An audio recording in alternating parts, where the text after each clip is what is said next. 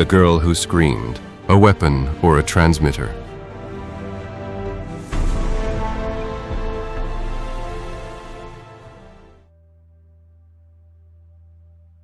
They called her a miracle first, then a problem, finally a weapon. Her name was Lila Price, though outside the walls of her family's small house, almost nobody ever heard it spoken aloud. People referred to her in softer, stranger ways instead. The girl, the patient, that child. At 19 years old, Lila had never carried on a conversation. She had never introduced herself, never answered a question in a way others expected, never explained what she saw behind those distant, watchful eyes. Teachers called her profoundly nonverbal in carefully typed reports. Doctors layered clinical language over her life like sheets of cold plastic. Autistic, selectively responsive, neurologically atypical, phrases meant to define her condition while explaining almost nothing about the person trapped beneath it. She moved through the world like someone listening to music no one else could hear. She spent hours seated beside windows, knees tucked beneath her chin, tracing invisible patterns into the condensation on the glass. Her fingers drifted through the air with slow precision, as though following currents only she could feel.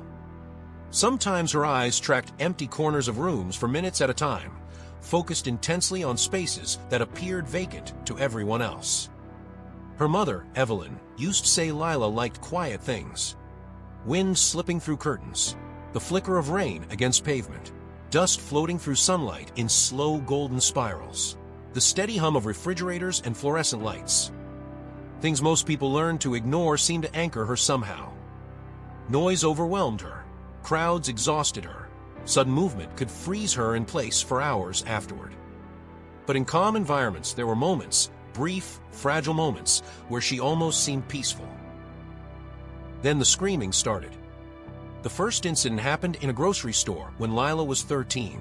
A cashier dropped a glass bottle behind her. Witnesses later described the sound as small, insignificant. Lila reacted as though the world had exploded. She clamped both hands over her ears and released a scream so violent it silenced the entire building. People nearest to her collapsed instantly. One woman burst blood vessels in both eyes from the pressure inside her skull. A stock clerk dropped to his knees vomiting uncontrollably. 3 customers suffered seizures before paramedics arrived. Security footage showed fluorescent lights overhead flickering the moment the sound hit, though technicians later claimed the wiring malfunctioned independently. Doctors blamed stress, panic, mass hysteria, until it happened again and again. By the third incident, patterns emerged that nobody could explain away. The scream wasn't merely loud.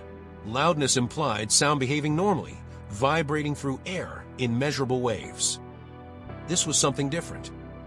The effect bypassed ears entirely. Victims described feeling it inside their heads before they heard anything at all, as though the noise erupted directly within their nervous systems. Migraines struck instantly, sharp enough to blind people temporarily. Blood poured from noses and ears. Some victims collapsed unconscious before they even understood what was happening. Others convulsed violently on the ground while nearby electronics glitched and died. One security guard at a hospital psychiatric ward suffered a cerebral hemorrhage less than 30 seconds after restraining her arm too aggressively. He survived. Barely. After that, the government stopped pretending Lila was a medical curiosity. Federal agencies arrived quietly, carrying forged smiles and non-disclosure agreements.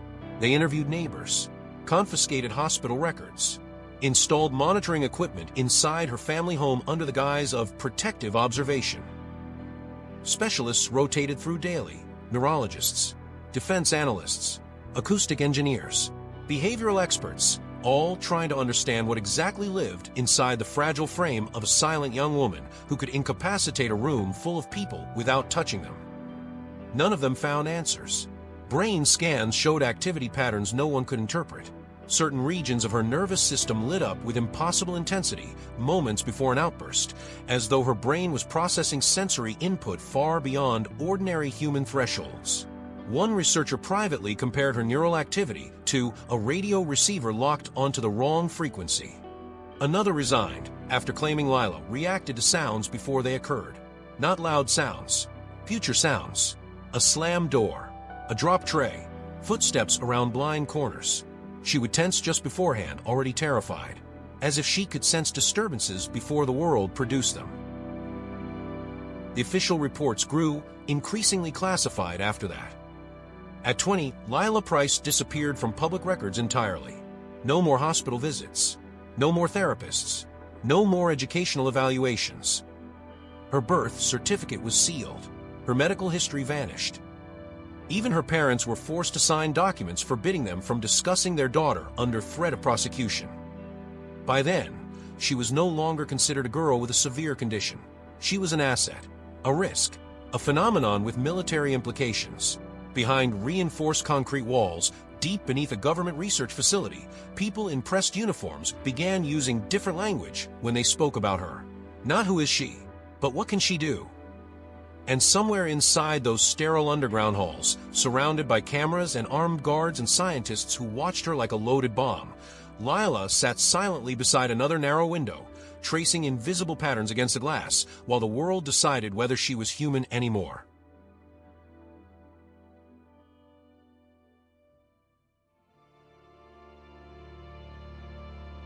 The facility was buried nearly a mile beneath granite and steel, hidden under the official designation of a geothermal research station that did not exist on any public map.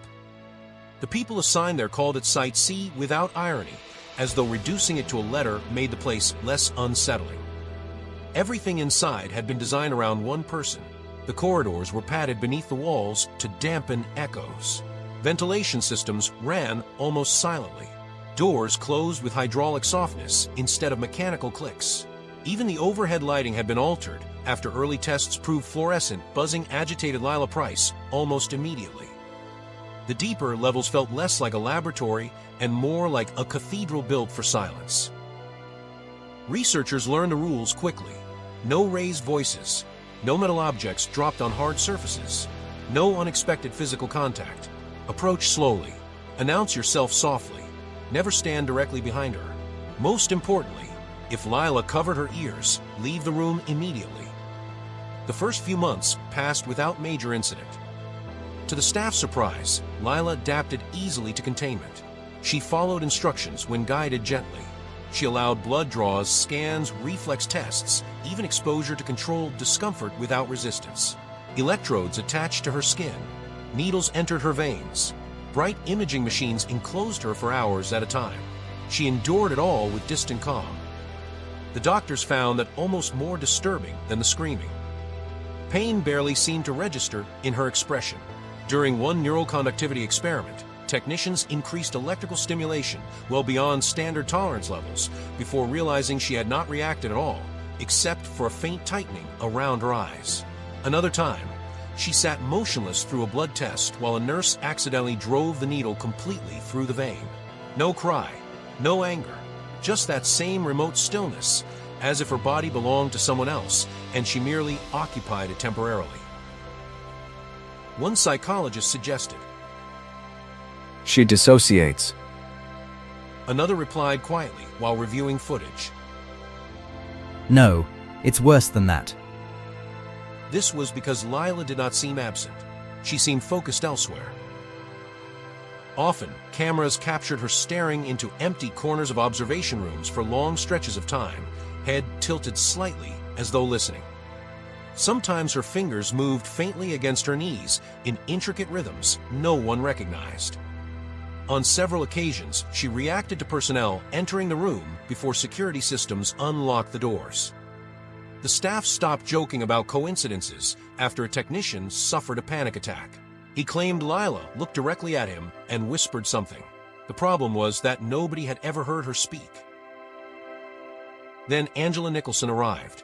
Dr. Nicholson was a neuroacoustic specialist recruited from a classified defense initiative involving infrasonic crowd control technology.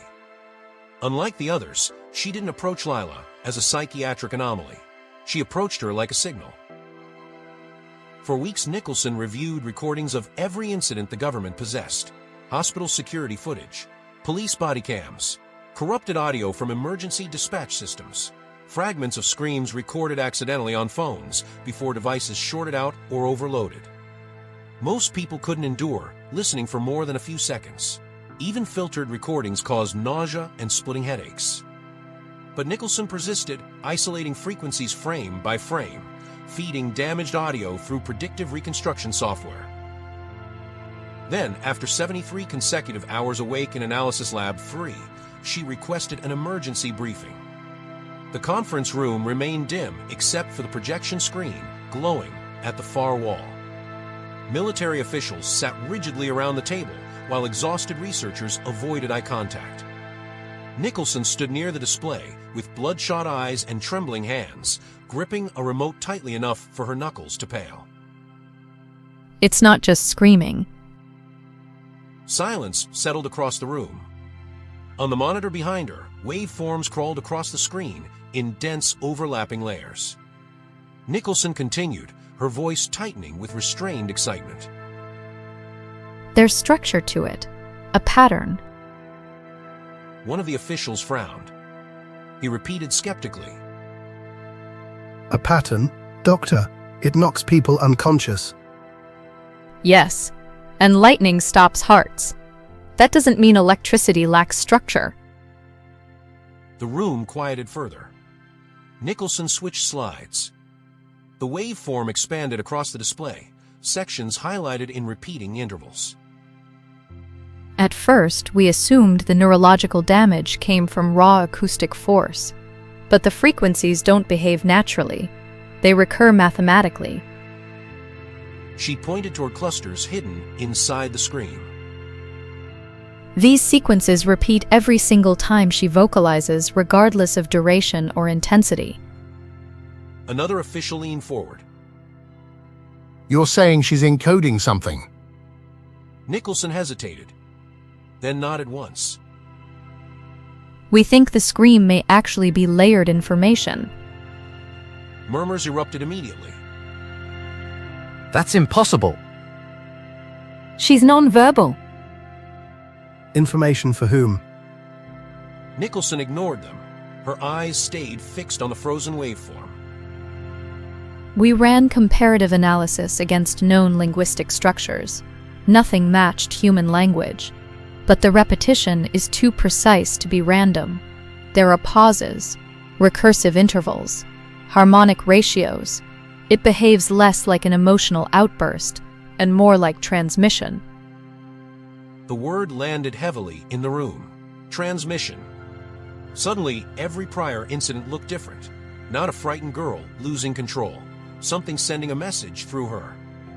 One official finally spoke, quieter than before. Can it be decoded? Dr. Nicholson looked toward the reinforced observation window beyond the conference room wall. On the other side, Lila Price sat alone beneath soft white lighting, hands folded neatly in her lap, staring at nothing visible. For the briefest moment, she smiled. The specialist felt cold spread down her spine. I think someone already understands it. That changed everything.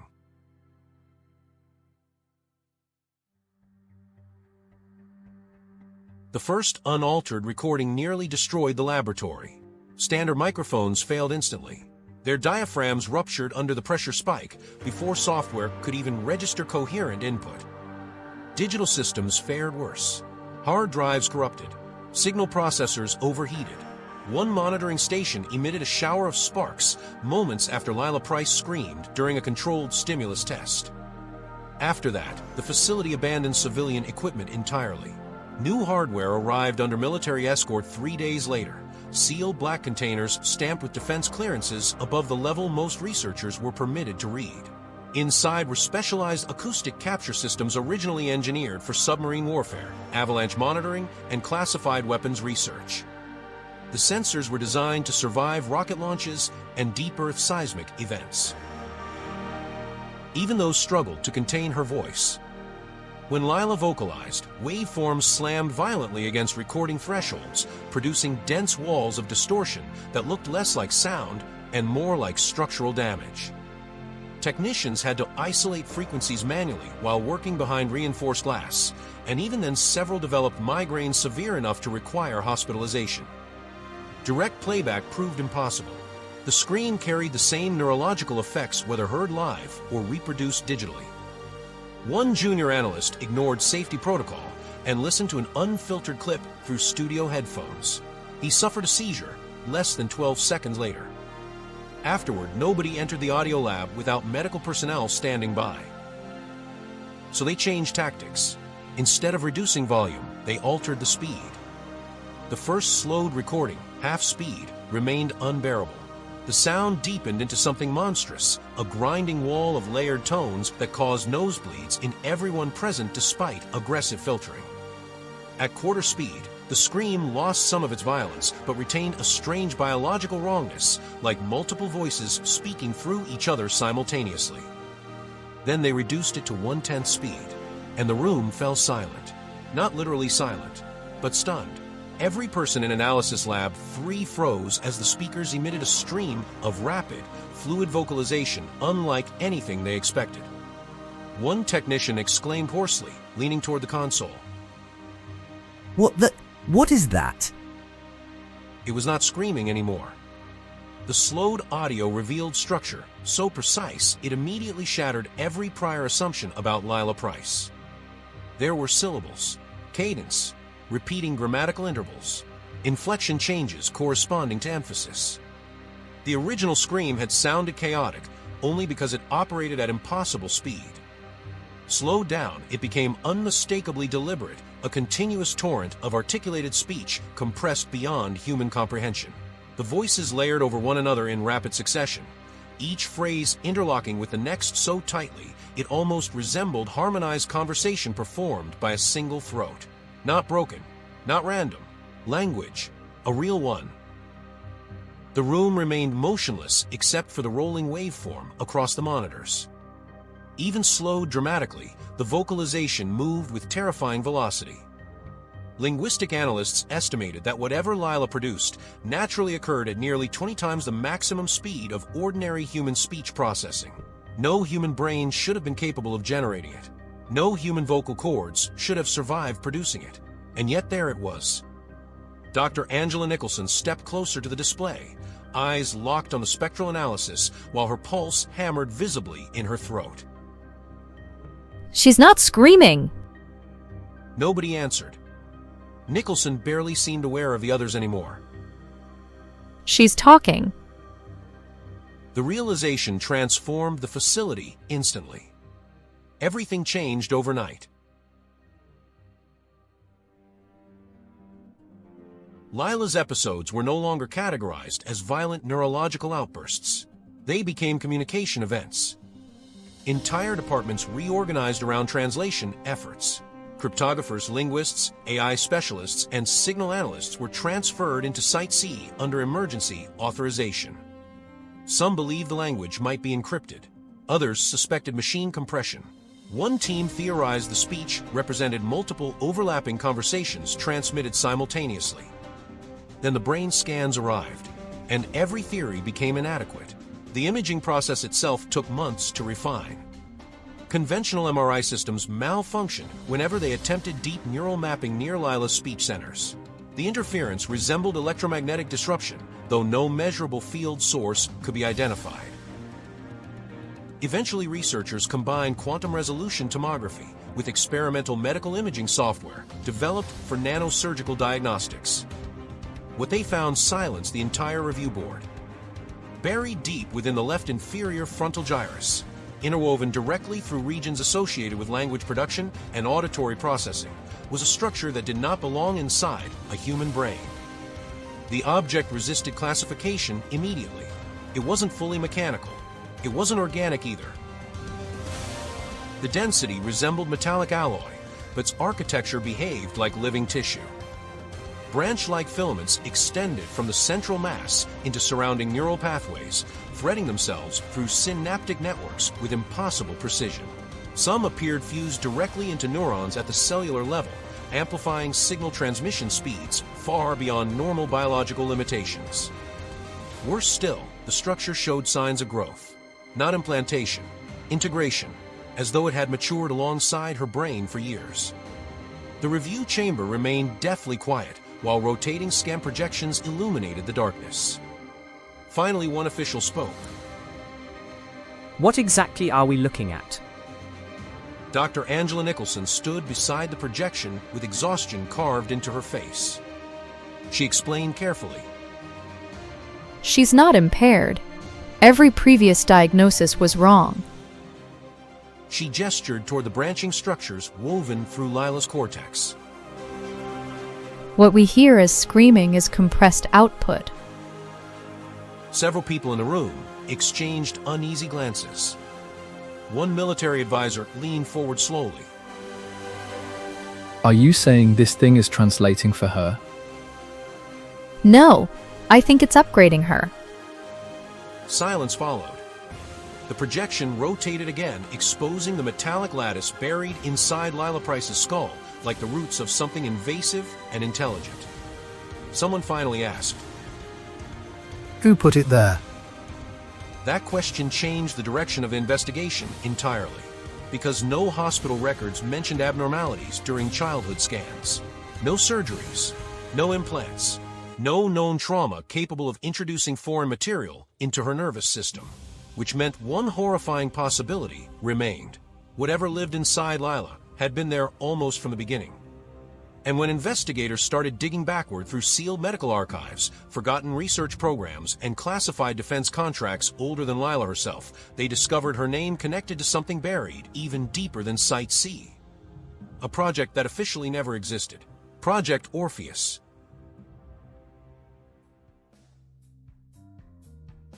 Lila Price's childhood existed in fragments.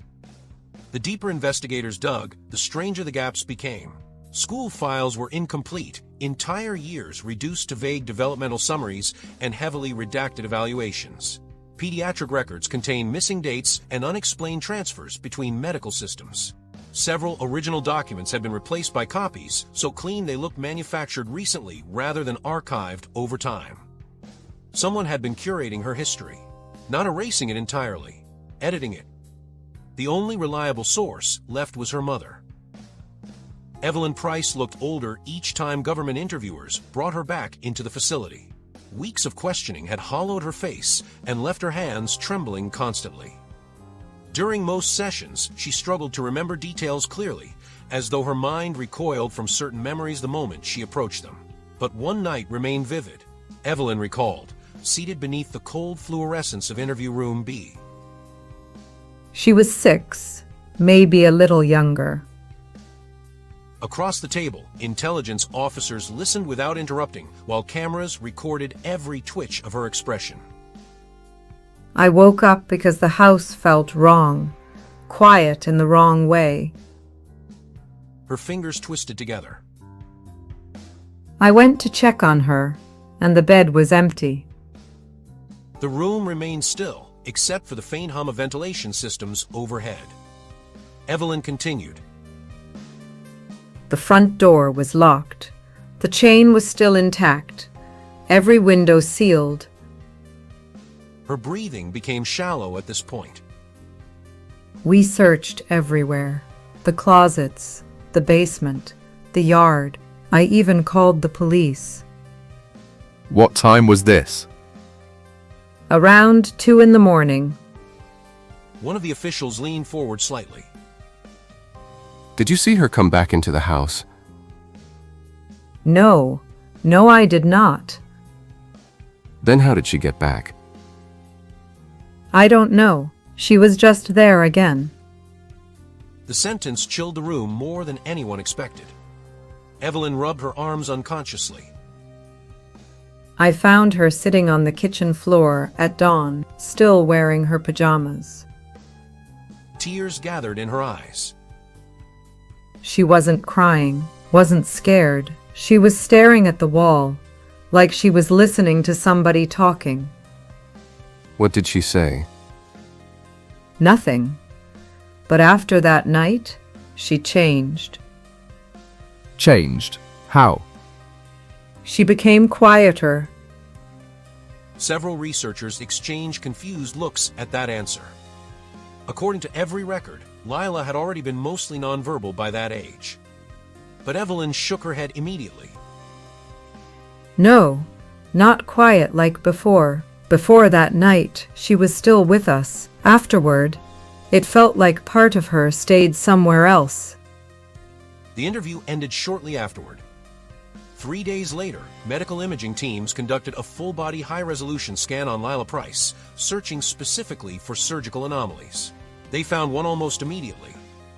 At the base of her skull, hidden beneath her hairline and nearly invisible to the naked eye, rested a faint crescent-shaped scar no longer than a thumbnail. The cut was impossibly precise. No scar tissue overlap. No irregular healing. The edges looked less incised than separated cleanly at a molecular level. Even more disturbing, the surrounding tissue showed signs of accelerated regeneration inconsistent with known surgical recovery. One of the imaging specialists quietly asked whether the scar could have formed naturally. Nobody answered him, because everyone in the room already knew it hadn't. The placement aligned exactly with the foreign structure embedded in her brain. Someone had put it there, or something had. That realization transformed Site C overnight. Before, the facility had studied Lila like a biological anomaly. Now they treated her like evidence. The decoding initiative expanded into a full-scale classified operation involving linguists, mathematicians, cryptographers, AI modeling teams, and intelligence analysts from agencies whose names never appeared on paperwork. Entire server farms were redirected toward processing her vocalizations. And still, progress came slowly. At first, researchers assumed the recordings contained a single language compressed beyond normal speed. They were catastrophically wrong. As software improved, hidden structures began surfacing inside the slowed audio, secondary streams nested beneath primary ones, then tertiary layers beneath those. The screen functioned less like speech and more like multidimensional transmission architecture. Different frequencies carried different information simultaneously. One vocal layer appeared linguistic. Another resembled mathematical encoding. A third behaved like continuously updating telemetry.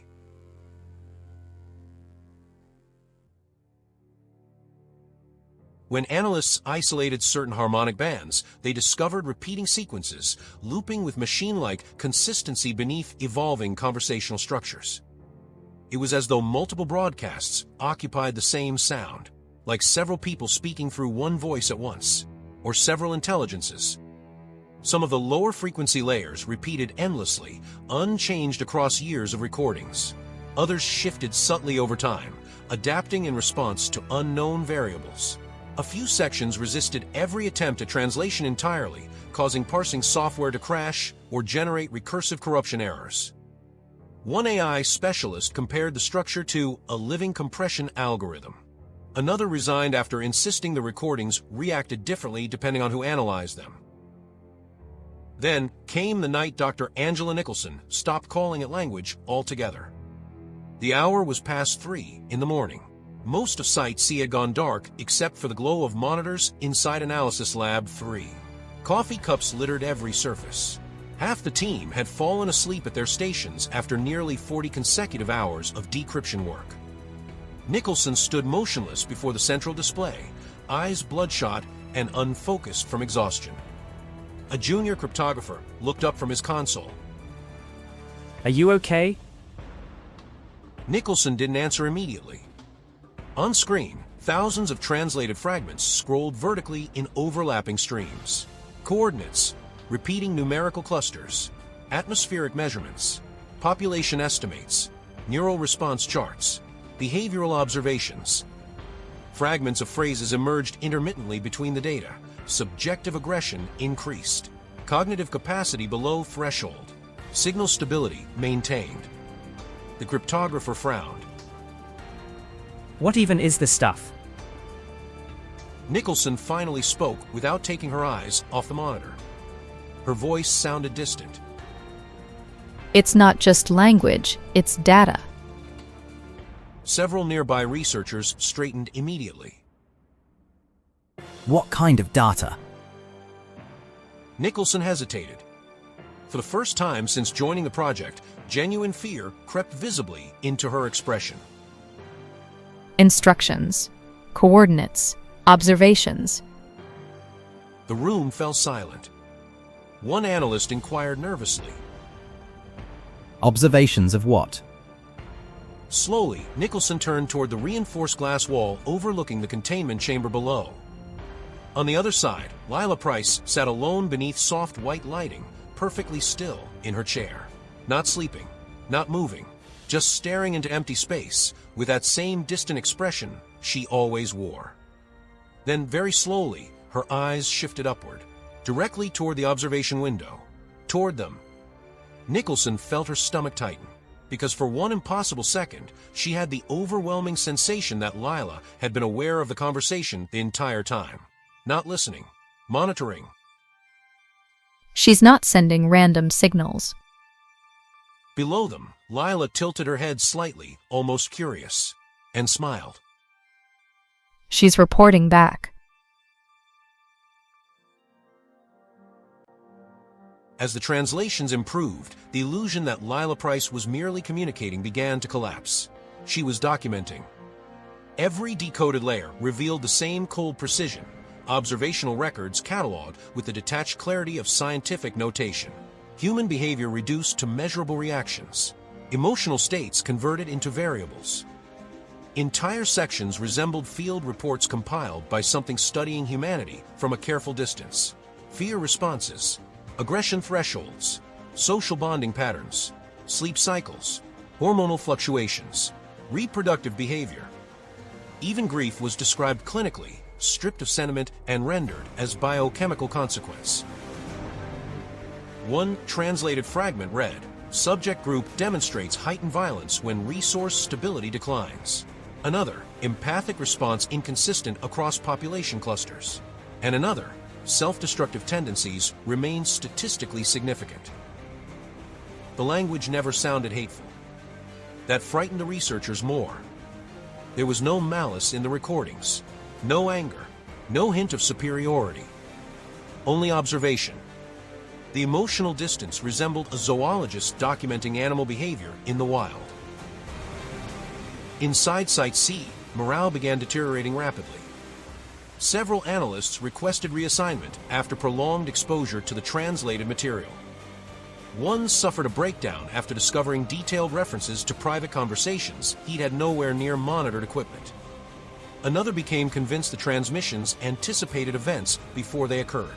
He claimed new observational entries sometimes appeared in recordings before the corresponding incidents happened inside the facility. Security confiscated his notes. 3 days later, he disappeared from the project entirely. But the most disturbing discovery lay beneath all the translated layers. A repeating sequence. At first, researchers assumed it was a signature identifier, some kind of embedded source marker recurring throughout the transmission architecture. The sequence appeared in every recording ever captured from Lila Price, unchanged across years, despite the evolution of surrounding data. But the pattern behaved strangely. It decreased incrementally, not randomly, consistently, like a countdown. Once analysts recognized the progression, panic spread quietly through upper administration. Entire departments were reassigned to decoding the sequence in isolation. Mathematicians spent weeks verifying the intervals while military officials demanded constant updates.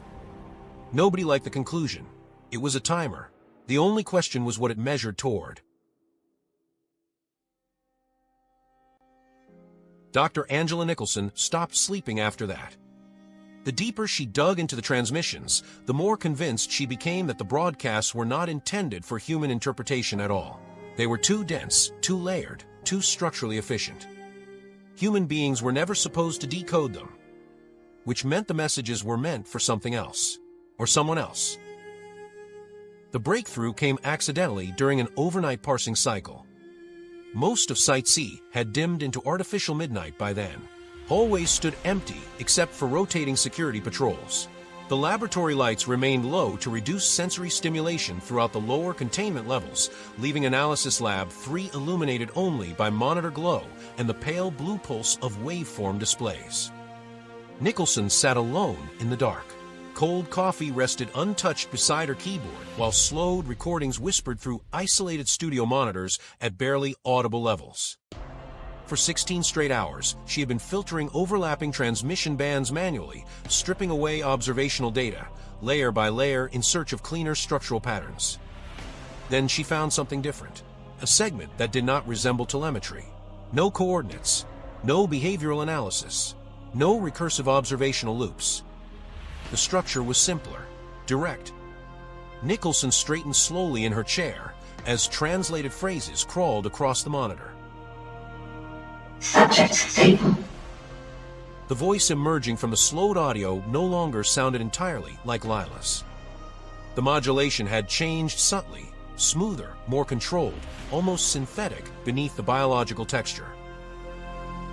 Integration complete. Nicholson's pulse quickened. On screen, the waveform moved with unnerving regularity, rising and falling like a heartbeat. Communication channel active. She stopped breathing for a moment. The room suddenly felt far too quiet. Nicholson replayed the segment twice, then a third time, isolating background harmonics to ensure the translation matrix wasn't hallucinating structure where none existed. The words remained, clearer each pass. Deployment phase ongoing. Her chair creaked softly as she leaned closer to the monitor. Deployment. Not treatment, not containment. Deployment. A chill spread slowly through her chest. On the screen, the repeating timer sequence pulsed beneath the translated text in steady, descending intervals. Then the next phrase emerged. Signal broadcast continuous. Nicholson froze completely. Her eyes shifted instinctively toward the observation window, overlooking the containment chamber below. Beyond the reinforced glass, Lila Price sat exactly where she always did, beneath soft white lighting, hands folded calmly in her lap. Motionless, silent, waiting. The specialist turned back toward the monitor, suddenly aware of how loud her own breathing sounded in the darkness. Signal? What signal?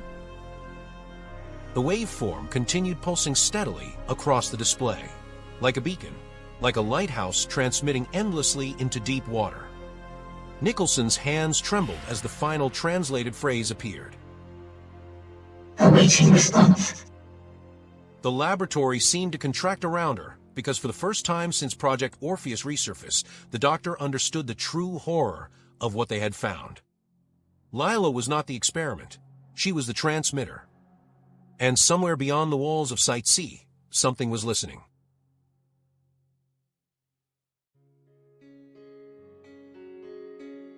The external scans began less than an hour after Dr. Angela Nicholson decoded the phrase, awaiting response.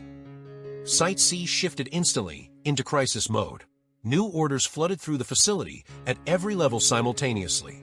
Satellite monitoring divisions were contacted through encrypted channels. Defense communication arrays came online beneath emergency authorization codes. Deep spectrum observatories, originally designed for classified aerospace tracking, were redirected toward one task: find the signal. At first, most senior officials assumed Nicholson was overreacting. The transmissions from Lila Price had always been treated as localized phenomena, dangerous, certainly, but physically contained within acoustic range. The neurological effects required proximity. The screen damaged listeners nearby. Every containment protocol had been built around that assumption. Keep her isolated. Keep the sound trapped underground. But assumptions were beginning to collapse faster than researchers could replace them. The first indication came from archived sensor data. A communications analyst reviewing historical containment logs noticed faint anomalies buried inside environmental recordings dating back almost 7 years. Tiny irregular spikes, easy to dismiss individually: background interference, atmospheric noise, instrumentation drift. Accepting that the anomalies form patterns, repeating ones. When cross-referenced against documented vocal events from Lila Price, the spikes aligned perfectly. Even more disturbing, they appeared outside the facility, far outside. The realization spread through Site C like infection. For years, researchers had focused entirely on the destructive acoustic component of Lila's voice, the part human beings could perceive. But the implant embedded inside her brain operated across far broader frequency ranges than human auditory systems could detect. Most of the transmission had never been audible at all. The scream was only the surface artifact, a side effect. What truly mattered existed underneath human perception. Technicians began reprocessing old atmospheric telemetry from military listening stations around the world. The deeper they searched, the clearer the pattern became. Weak emissions appeared everywhere Lila had ever lived, near her childhood home, at hospitals, at schools, even inside government transport vehicles used during her relocation to Site C. Tiny pulses radiating continuously outward like invisible ripples through water. Not enough energy to harm biological tissue, not enough for ordinary systems to flag, just enough to travel, higher and higher, straight into the upper atmosphere. Nicholson stood inside the primary analysis chamber while global tracking projections illuminated the walls around her in pale, shifting light. Data streams scrolled vertically across dozens of displays as analysts triangulated transmission vectors. One satellite engineer finally spoke in strained voice. They're not dissipating. The specialist turned sharply. What do you mean? The engineer highlighted a cluster of orbital tracking models. His face had gone pale. The frequencies should decay naturally in the ionosphere, but these don't. The projections updated again. The signal patterns continued extending outward beyond atmospheric interference with almost no measurable degradation, as though the frequencies had been engineered specifically to pierce Earth's electromagnetic boundaries. The room fell silent except for the low hum of processing equipment. And suddenly, everything made horrifying sense. The implant, the accelerated speech centers, the impossible compression architecture, the layered transmission encoding, the observational data, the countdown, all of it aligned at once with terrifying simplicity. Lila Price was never designed to be a weapon. Weapons destroy. Weapons end things. Lila was built to communicate. The realization hollowed Nicholson's stomach. She isn't broadcasting randomly. No one answered, because they all understood now. The foreign structure woven through Lila's nervous system did not merely accelerate cognition or alter speech production. It transformed biological language into something else entirely, an encoded transmission system capable of writing frequencies beyond ordinary human detection. A living beacon. Her screams had never been screams. They were broadcasts, continuous, persistent, directed outward for years. Every frightened outburst during childhood, every hospital incident, every moment of sensory overload, each one another pulse sent into the dark beyond Earth's atmosphere. Calling, reporting, waiting. The doctor stared at the orbital projection while a terrible thought surfaced slowly in her mind. What if the loud episodes only happen when the signal encounters interference? Several analysts looked toward her. She continued before anyone could interrupt. The violent acoustic bursts may not be intentional at all. Emotional stress could destabilize the transmission process. The harmful frequencies might just be overflow, compression failure. In other words, the deadly scream was background noise. The true message had always remained hidden beneath it. One technician turned from his console with visible fear in his eyes. How long has this been transmitting? Nobody answered immediately, because they already knew. The earliest confirmed anomalies dated back to the night Lila Price disappeared from her bedroom at 6 years old. More than a decade. Over 10 continuous years of outbound transmission. 10 years of coordinates, observations, status updates. 10 years of something on Earth unknowingly speaking to something far beyond it. Then an alert sounded across the chamber. Soft at first, then louder. A satellite operator's voice broke the silence. We've just detected a return pulse. Every screen in the room shifted simultaneously. Deep space monitoring arrays displayed a faint incoming signal emerging from beyond lunar orbit. Weak, artificial, and mathematically identical to the transmission patterns inside Lila's voice. Nicholson felt the blood drain from her face. On the observation feed below, Lila Price slowly lifted her head for the first time in hours. Then, very gently, she smiled.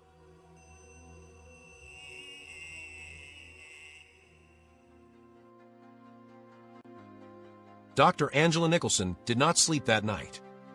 By morning, her eyes burned from exhaustion, and the inside of Site C felt different somehow, smaller, tighter, as though the entire facility had become aware of something approaching even if no one dared say it aloud.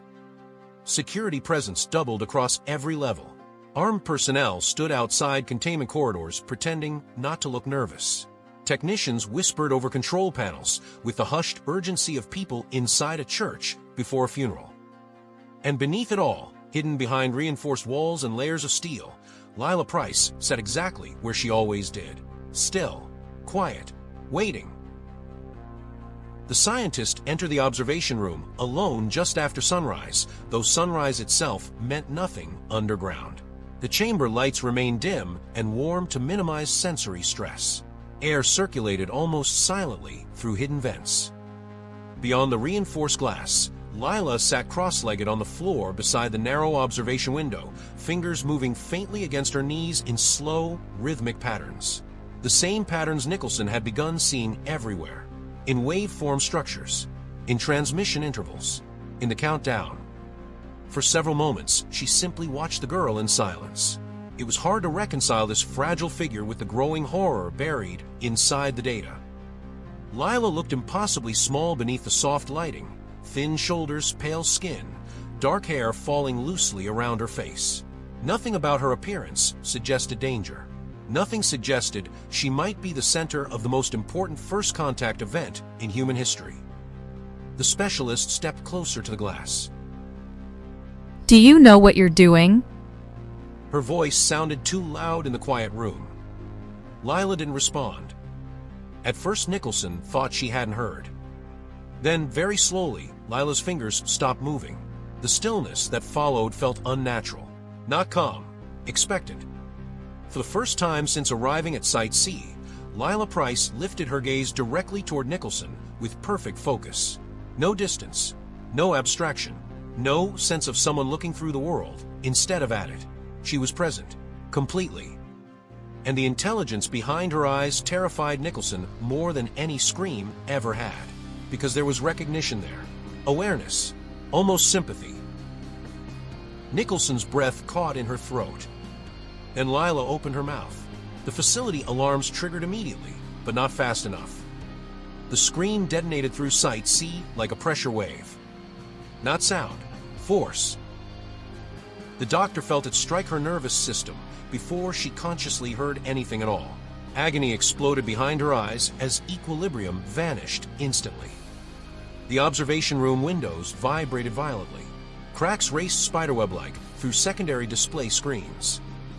Across the facility, people collapsed simultaneously. Security personnel dropped screaming to the floor, blood pouring from noses and ears.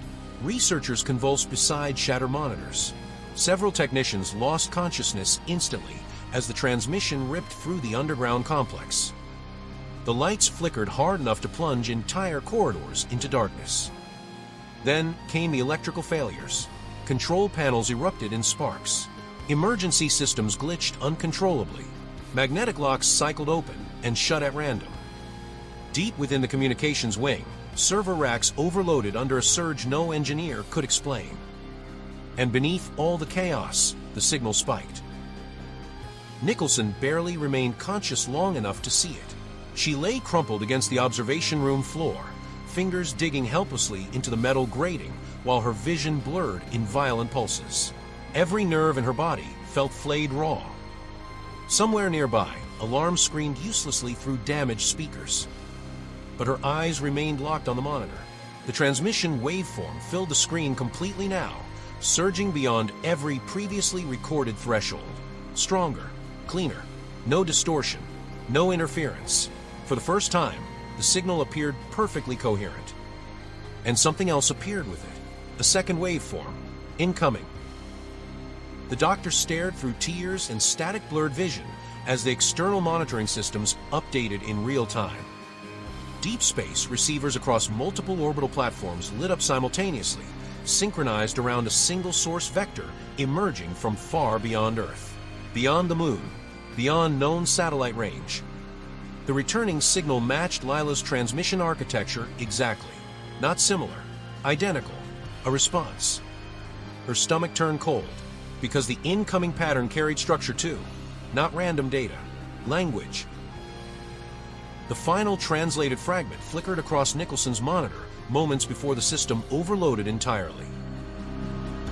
Connection established. Then the screen died. Darkness rolled briefly through the facility. The scream ended. Silence followed. Not ordinary silence. The stunned, empty silence after catastrophe. Recovery teams moved through Site C for hours afterward. Medical units treated seizures and cranial trauma, while engineers fought to restore crippled systems. Entire server clusters had fused internally during the surge. Several personnel never regained consciousness. Official reports classified the event as a catastrophic containment breach. None of them described what truly happened. By evening, emergency satellites confirmed the skies above Earth remained unchanged. No vessels, no atmospheric anomalies, no descending lights, nothing visible at all. The world continued turning in complete ignorance. Cities glowed peacefully across continents. People drove home from work. Children slept. Governments argued. Wars continued. And somewhere unimaginably far beyond Earth, something now new humanity had answered. Or perhaps worse, something now new humanity had finally heard back. Late that night, Dr. Angela Nicholson returned alone to the observation chamber. The reinforced glass had cracked during the transmission event, thin fractures stretching across its surface like frozen lightning. Emergency lighting painted the room in pale amber shadows. Inside the chamber, Lila Price sat calmly in her chair once more, hands folded neatly in her lap, silent, peaceful, listening. The doctor stood motionless on the opposite side of the glass. For a long time, neither of them moved. Then, somewhere deep within the facility's damaged communication systems, a new signal began quietly transmitting back.